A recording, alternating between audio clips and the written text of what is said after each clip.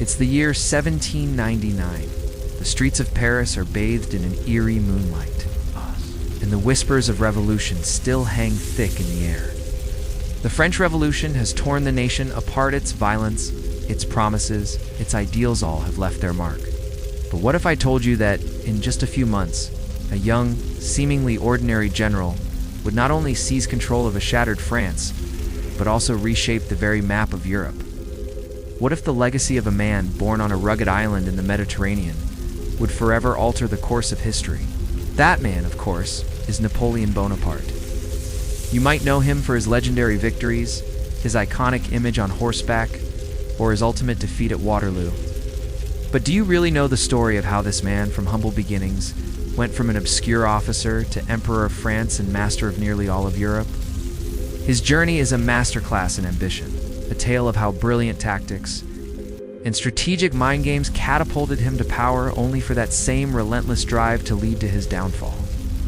It's a story of meteoric rise and dramatic ruin, shaped by war, politics, betrayal, and an ambition that simply didn't know when to quit. Welcome to Echoes of War. Today, we're diving deep into the life of Napoleon Bonaparte, his incredible rise, his bold conquests, his tragic mistakes, and the echoes of his reign that still resonate to this very day. As we begin, imagine standing alongside Napoleon as he surveys the battlefield, hearing the roar of cannon fire, feeling the weight of his crown, and ultimately facing the crushing weight of his destiny. His story is one of both triumph and tragedy, and by the end, you'll understand not just the events, but the very forces that forged this man into the legend he became. So, how did he do it all? How did a boy from Corsica become the conqueror of a continent? And why, in the end, did he fall so spectacularly hard? Let's begin. Napoleon was born in 1769 on the island of Corsica, a place of fierce pride and rugged landscapes. His family, the Bonapartes, were minor nobility, which gave him just enough of a foothold to secure a military education in mainland France. As a young student, he was an outsider, teased for his Corsican accent and his less than aristocratic background. But this isolation fueled his ambition.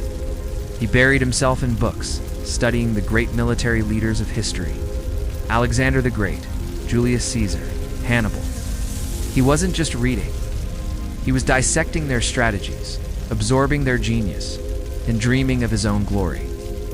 Then came the French Revolution, the perfect storm for a man like Napoleon.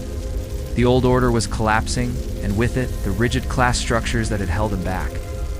The army was in chaos, its leadership decimated. This was his chance. Promotions were no longer based on bloodline, but on merit and battlefield success. And Napoleon was about to prove he had plenty of both. His first real moment in the spotlight came in 1793 at the Siege of Toulon. Royalist rebels, backed by British and Spanish forces, had taken over the vital port city. The French Revolutionary Army was stuck. At just 24 years old, Napoleon, then a mere artillery captain, devised a brilliant plan. Instead of a frontal assault, he argued for capturing the high ground overlooking the harbor. From there, his artillery could bombard the enemy fleet, forcing them to abandon the city. His superiors were skeptical, but they were desperate. They gave him the green light. The plan worked flawlessly. Under a barrage of cannon fire, the British and Spanish fleets were forced to retreat, and Toulon fell back into Republican hands. For his ingenuity and courage, Napoleon was promoted to brigadier general. He was no longer just some kid from Corsica. He was a rising star, a name whispered with respect in the halls of power in Paris. But this was just the beginning. His ambition was now set on a much grander stage: Italy. In 1796, Napoleon was given command of the French army of Italy. It was a mess, poorly equipped, underfed, and demoralized. But Napoleon saw potential where others saw disaster. In his first address to his troops, he didn't offer empty promises. He offered them glory and riches. "Soldiers," he declared, "you are naked, ill-fed. I will lead you into the most fertile plains in the world. Rich provinces, great cities will be in your power. You will find their honor, glory, and wealth." He transformed that ragtag army into a lightning-fast fighting force. His strategy was simple but devastating: speed, surprise, and concentration of force. He would move his troops so quickly that he could engage and defeat isolated parts of the enemy army. Have you ever wondered how an outsider, a boy from a rugged island, became the Emperor of France? This is the story of Napoleon Bonaparte, but not the one you think you know. We're not talking about the battles of Austerlitz or Waterloo just yet. We're going back to the very beginning. The year is 1769, on the Mediterranean island of Corsica. A baby boy named Napoleon Bonaparte is born into a family of minor Italian nobility. Now, Corsica at this time was a place of turmoil. Just a year before his birth, the island had been sold to France by the Republic of Genoa. Imagine growing up in a place that's just been handed over to a new ruler, a place simmering with resentment and a fierce desire for independence. This was the world that shaped young Napoleon. His family, the Bonapartes, were noble, but they weren't exactly rolling in cash. His father Carlo worked as an attorney for the French, which gave them some standing.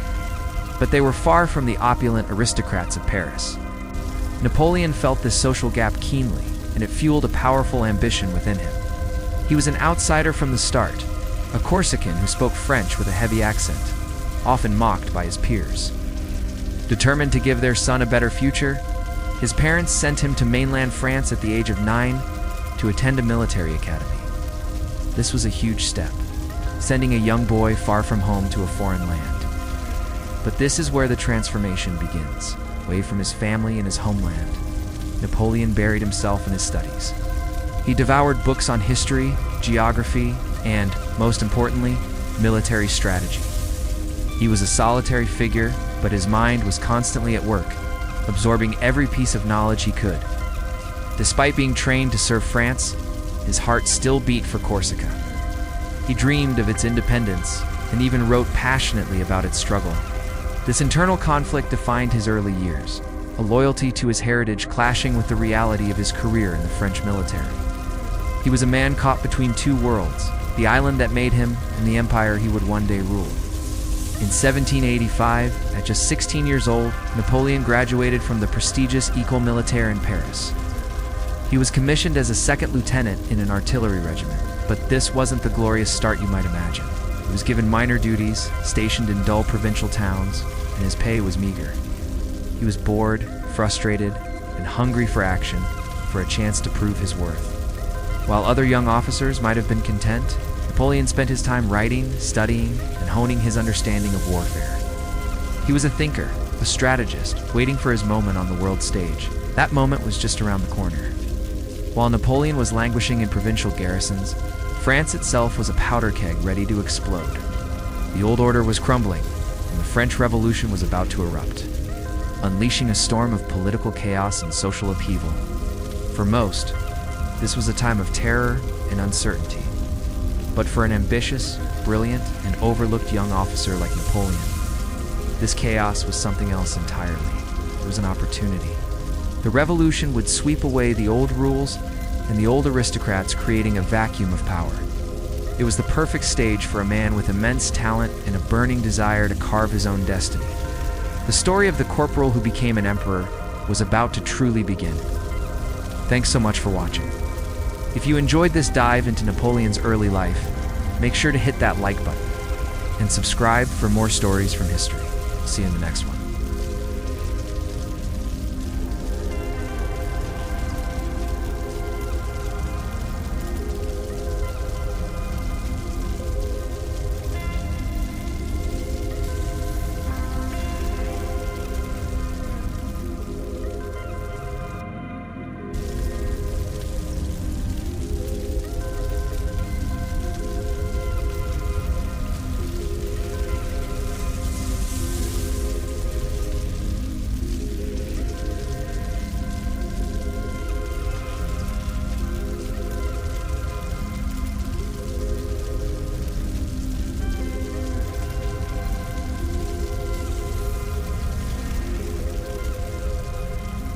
The year is 1789. France is a powder keg ready to explode. The French Revolution has ignited, and the streets of Paris are electric with the roar of angry crowds. For centuries, the people have suffered, but now they're demanding a new world. The old order is crumbling, the king's power is fading, and in the middle of this earth-shattering chaos, a young, ambitious artillery officer is watching. learning and waiting for his moment. His name is Napoleon Bonaparte. In his early 20s, Napoleon saw the revolution not just as a time of turmoil, but as a ladder of opportunity. He knew that in the fires of chaos, new leaders could be forged. As France found itself at war with powerful monarchies like Austria and Britain, who were desperate to crush the revolutionary spirit, Napoleon's chance arrived. The year is 1793. The critical port city of Toulon has fallen to royalist rebels and their British allies. France is on the verge of losing a vital military stronghold. The revolutionary government is in a panic. They need a miracle. They get one, in the form of a young, unknown artillery officer with a radical idea. Napoleon Bonaparte is tasked with retaking the city, a mission that seems utterly impossible. But Napoleon didn't see the impossible. He saw a puzzle, devised a brilliant, audacious plan. Instead of a direct assault, he positioned his artillery on the hills overlooking the harbor, creating a deadly crossfire that the British fleet couldn't escape. His strategy was a masterstroke. The enemy was forced to retreat, and Toulon was back in French hands. Overnight, Napoleon became a national hero. He was promoted to brigadier general, and the name Bonaparte was suddenly on everyone's lips. He wasn't just a soldier. He was a strategic genius, an innovator who saw the battlefield like a chessboard. His next great test came in Italy. In 1796, he was given command of the French army, their force that was demoralized, undersupplied, and on the brink of defeat against the mighty Austrians. For any other general, it would have been a career-ending assignment. For Napoleon, it was the stage on which he would build his legend. What followed was one of the most astonishing campaigns in military history. With just 38,000 men, Napoleon launched a lightning war against the Austrians. His tactics were revolutionary, believed in speed, surprise, and overwhelming force at a single point. He moved his army with incredible speed, striking before his enemies even knew he was there. Victory after stunning victory followed. He outmaneuvered and outfought the Austrians at every turn, forcing them to the negotiating table in just over a year. Napoleon had conquered northern Italy, but he understood that true power wasn't just won on the battlefield. It was won in the hearts and minds of the people.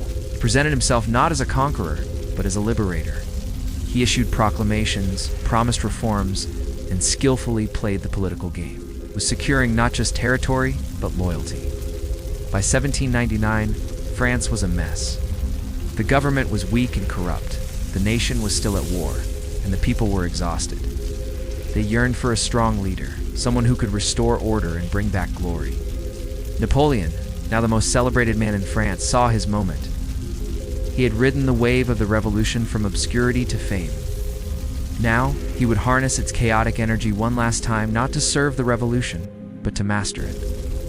The stage was set for his most audacious move yet, a coup d'état that would place the fate of France and Europe directly in his hands. Thanks so much for watching. If you enjoyed this journey into history, do not forget to hit that like button and subscribe for more stories of the figures who shaped our world. See you next time.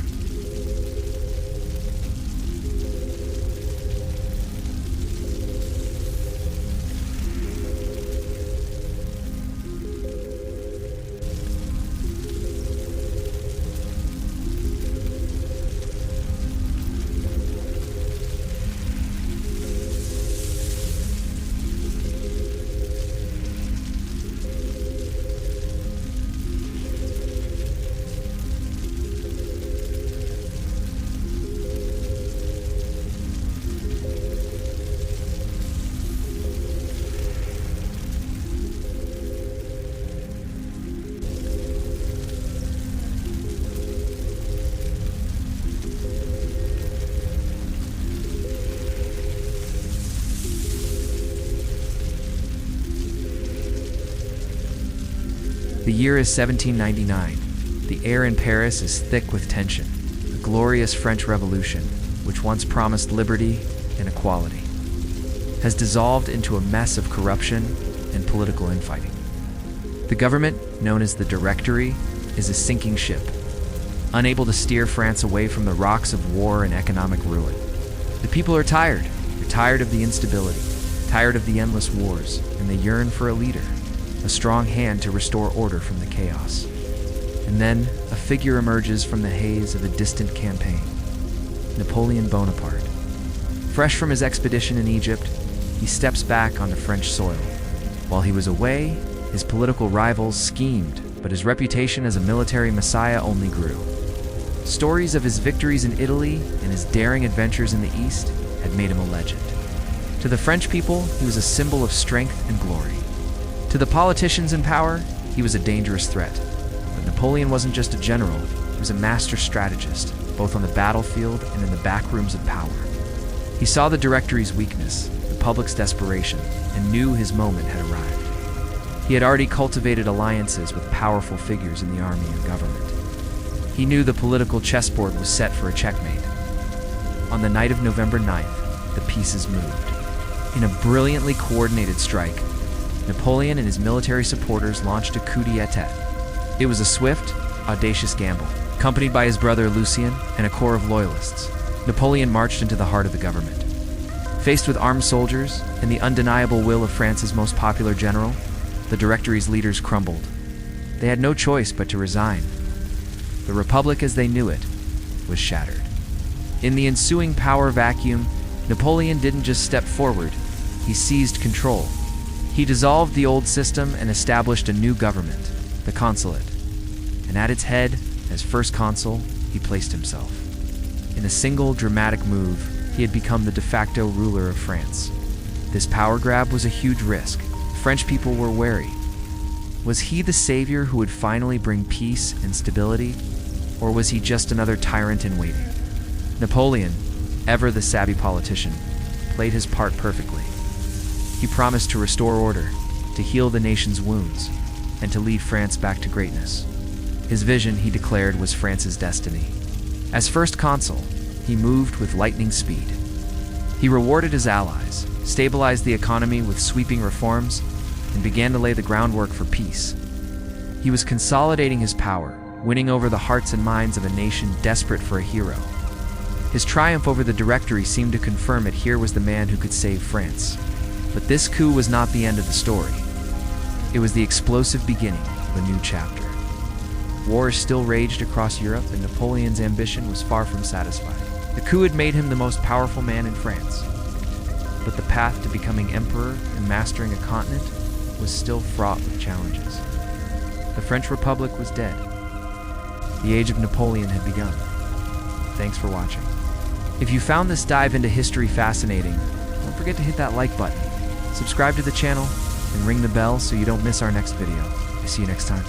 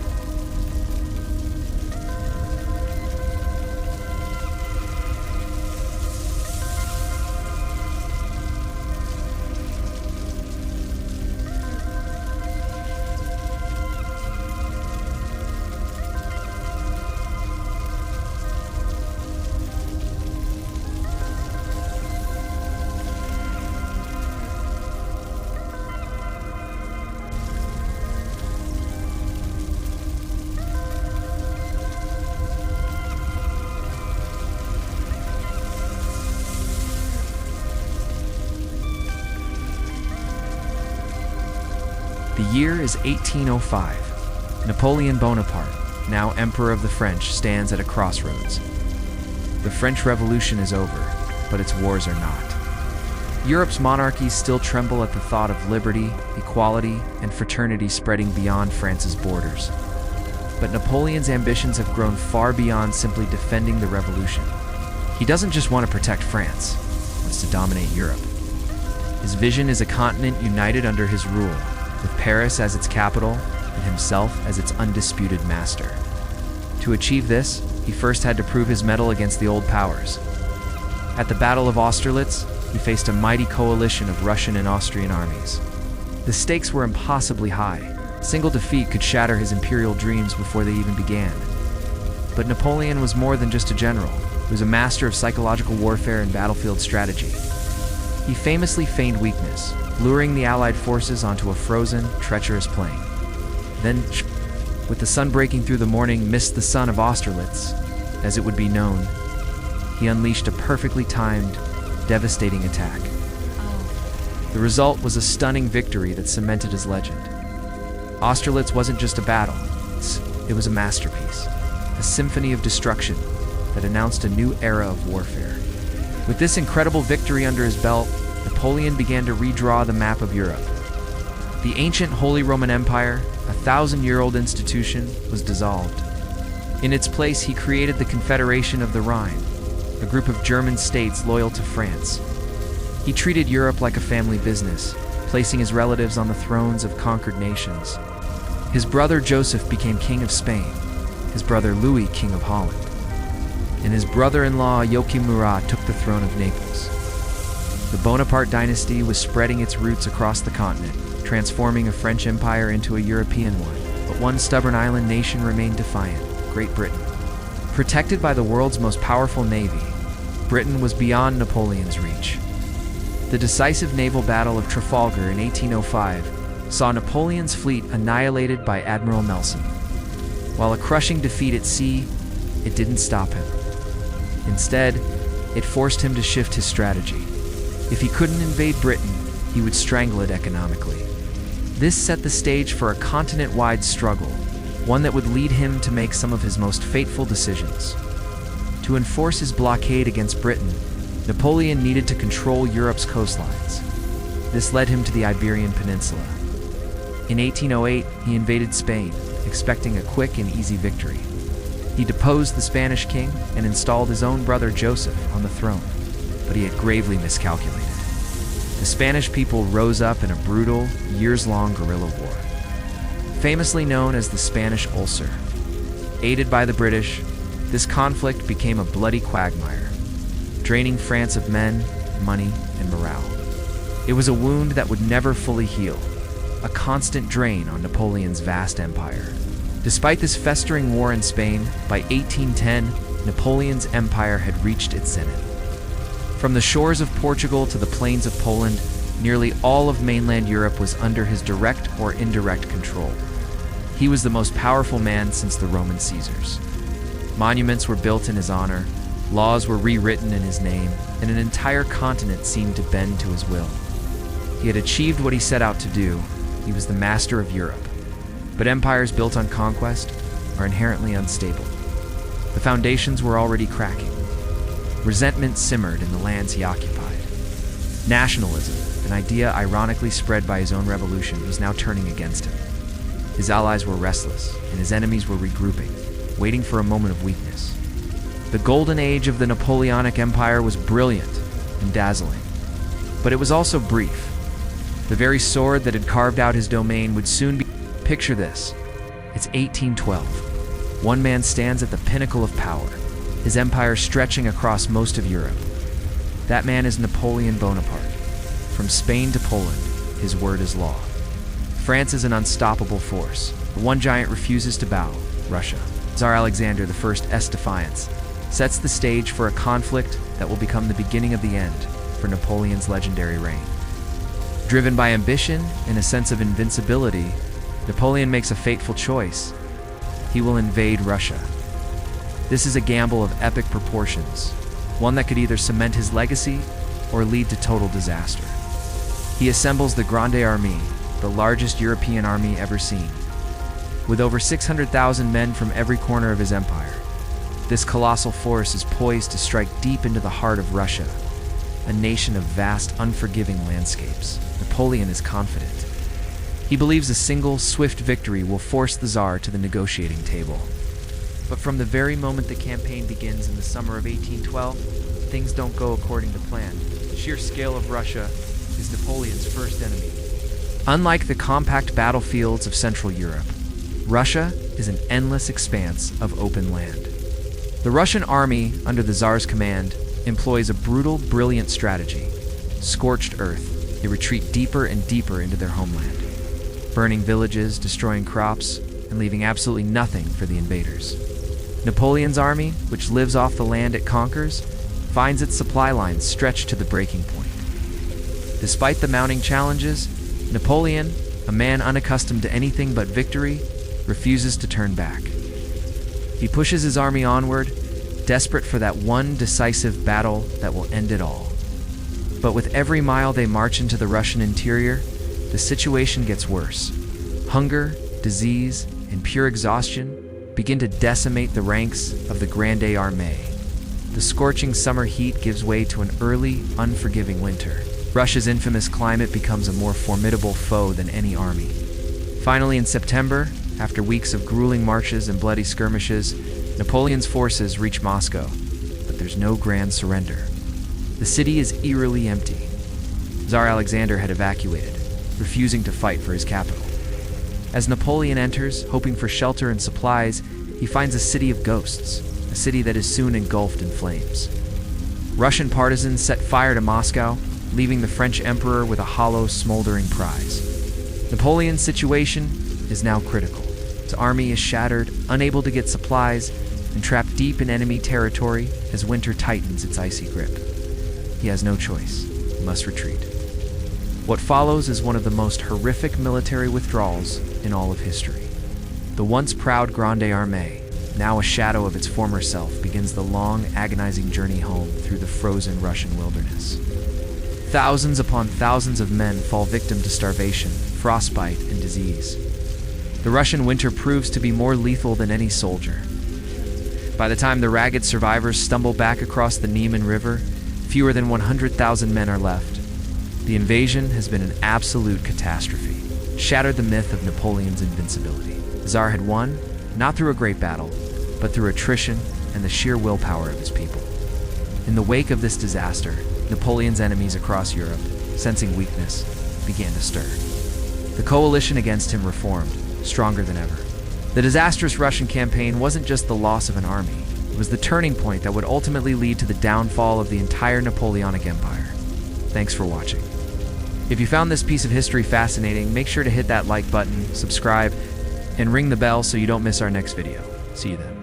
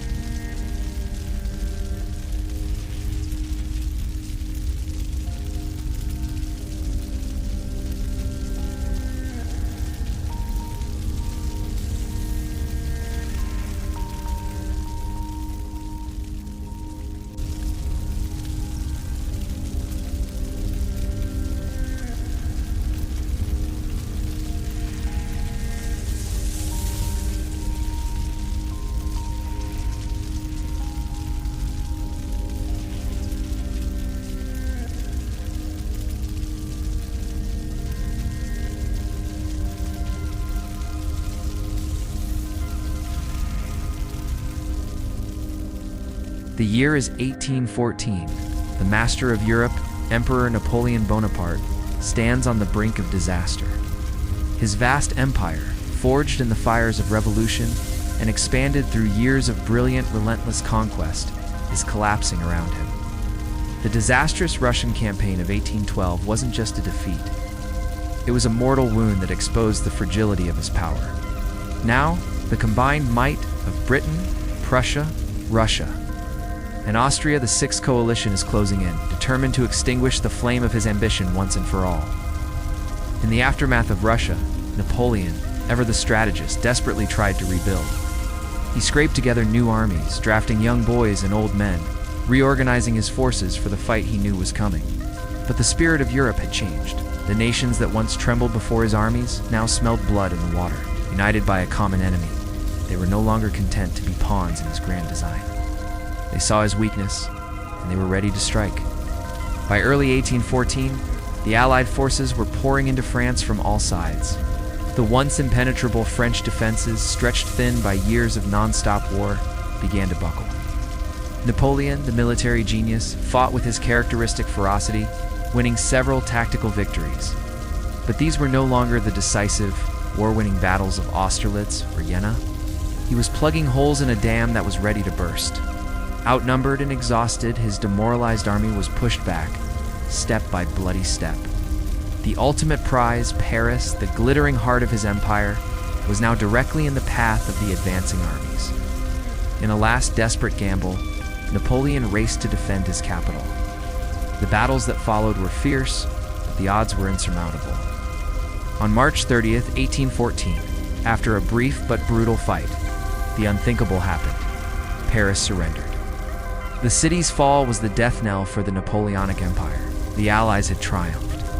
The very next day, facing the collapse of his government and pressured by his own marshals, Napoleon was forced to do what he had never done before: surrender unconditionally. He abdicated the throne. The weight of his defeats had become too much to bear. In a stroke of a pen, the Bourbon monarchy was restored, and King Louis XVIII was placed on the French throne, as if the last 2 decades of history had been just a dream. But what do you do with a man who has reshaped a continent? Execution was considered too messy, too likely to make him a martyr. So the Allies came up with a peculiar solution.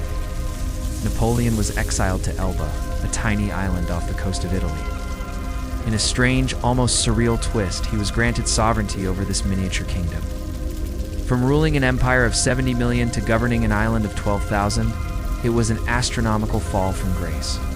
For Napoleon, life on Elba was a bitter humiliation. He'd lost everything: his crown, his army, his wife and son, his place at the center of the world's stage. But even in this gilded cage, the emperor's mind did not rest. He busied himself with reforming the island's administration, mining, and agriculture.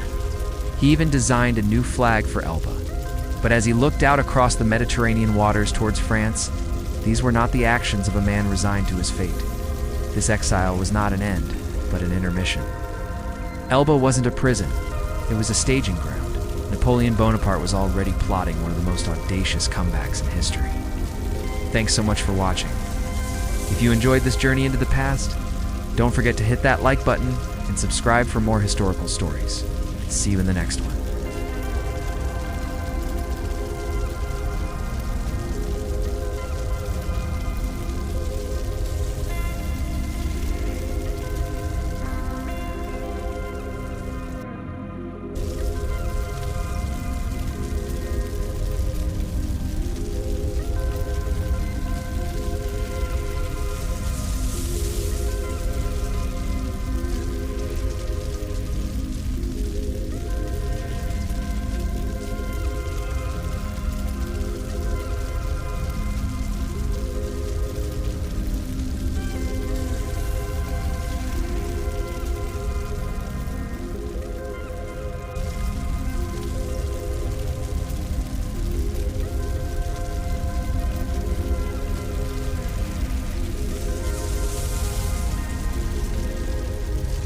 Imagine an emperor, once the master of Europe, now confined to a tiny island. This isn't the end of a story. It's the fuse being lit for one of history's most dramatic comebacks. The year is 1815. Napoleon Bonaparte, exiled to Elba, is far from defeated. The fire of ambition still burns, and after less than a year, he makes his move. On March 1st, Napoleon escapes, landing on the French coast with just a handful of loyal followers. News spreads like wildfire. The French people, nostalgic for the glory days of the empire, flock to his banner. This is the beginning of the 100 Days, Napoleon's final, audacious gamble for power. The restored King Louis XVIII doesn't even wait for a fight. He flees Paris as Napoleon marches triumphantly into the capital, reclaiming his throne without firing a single shot. It's an astonishing return, a testament to his enduring charisma. but the rest of Europe is watching in horror. The great powers Britain, Prussia, Russia, and Austria had already defeated him once. They weren't about to let this Corsican ogre threaten the continent again. They immediately declared him an outlaw and mobilized their armies. The stage was set for a final cataclysmic confrontation. One last battle to decide the fate of Europe. A battle that would take place on a muddy field in modern-day Belgium. Its name would echo through eternity. Waterloo. June 18, 1815. The fields of Waterloo are soaked from a night of heavy rain. Napoleon, with around 73,000 veteran soldiers, faces a combined British-led Allied army of similar size, commanded by the brilliant but cautious Duke of Wellington. Napoleon's plan is classic: attack, divide, and conquer before the Prussians, led by the tenacious Marshal Blucher, can arrive to reinforce Wellington. But the rain-soaked ground delays his opening assault, a small detail with monumental consequences. The battle finally erupts into a brutal, close-quarters slugfest. French columns hammer against Wellington's lines, which are expertly positioned on a defensive ridge. The farmhouse of Hougoumont on the Allied right flank becomes a vortex of death, drawing in thousands of troops. In the center, a massive French cavalry charge, thousands of armored horsemen thundering uphill, is repulsed by the unbreakable British infantry squares. It's a clash of titans, with Napoleon's relentless aggression meeting Wellington's iron defense. The battle hangs on a knife's edge. Just as it seems the French might finally break through, a new army appears on the horizon. It's not the reinforcements Napoleon was hoping for. It's Blucher's Prussians. They had been delayed but not defeated in an earlier battle, and now they slam into Napoleon's right flank. The French army, already stretched to its limit, is suddenly fighting a war on two fronts. The pressure becomes unbearable. Wellington, sensing the moment, orders a general advance. The legendary Imperial Guard, Napoleon's elite, makes one last desperate charge, but is thrown back. The French line shatters. The cry sauve, quoi point, save yourself if you can, rings out as the once invincible army dissolves into a panicked rout. Napoleon flees the battlefield, his dreams of a restored empire vanishing in the Belgian twilight. His power is broken for good. He abdicates for a second and final time, just 4 days later. This time, there would be no Mediterranean island exile. The British send him to St. Helena, a remote, wind-swept rock in the middle of the South Atlantic, thousands of miles from anywhere. It was here that the man who had redrawn the map of Europe would live out his final days. The Battle of Waterloo wasn't just a military defeat, it was the end of an era, the final bloody chapter in the incredible story of Napoleon Bonaparte. Thanks for watching this slice of history with us. If you enjoyed this journey back in time, don't forget to hit that like button, subscribe, and ring the bell so you never miss another epic story. See you in the next video. Ever wonder how one man could rise from a small, unknown island to rule almost all of Europe? That's the incredible story of Napoleon Bonaparte, a tale that still fascinates us centuries later. It's the story of a man who was more than just a general. He was a military genius, a brilliant strategist, and a leader whose vision redrew the map of the world. He seemed unstoppable, an outsider who climbed to the absolute pinnacle of power. But Napoleon's story is also a classic tale of ambition. He was driven by a relentless desire for victory, a man who couldn't settle for anything less than total domination. His rise was like a comet streaking across the sky, fast, brilliant, and awe-inspiring. He built a vast empire, and for a time it seemed like nothing could stand in his way. So what went wrong? How did it all come crashing down? The very ambition that fueled his incredible rise also became the seed of his downfall. Napoleon's hunger for more territory, more power, more glory, was insatiable. This pushed him into one conflict after another, stretching his empire thin and draining his resources. He led his armies into disastrous campaigns, most famously the brutal Russian winter, a mistake from which his grand army would never truly recover. His downfall wasn't due to a lack of talent or a single mistake on the battlefield. It was a failure to know when to stop, to recognize that he had achieved enough. He overreached, and the consequences were catastrophic, leading to his exile not once but twice. Napoleon's life teaches us a powerful lesson that resonates even today. Unchecked ambition can be just as destructive as it is creative. It reminds us that even the mightiest empires can crumble, and that history is shaped as much by our failures as by our victories. The rise and fall of Napoleon Bonaparte isn't just a history lesson. It's a timeless cautionary tale about power, greatness, and the ultimate price of wanting it all. It's a story that will continue to be told for generations. If you found this story as fascinating as I do, please hit that like button. Subscribe for more historical deep dives. Let me know in the comments what you think is the most important lesson from Napoleon's life. Thanks for watching, and see you in the next video.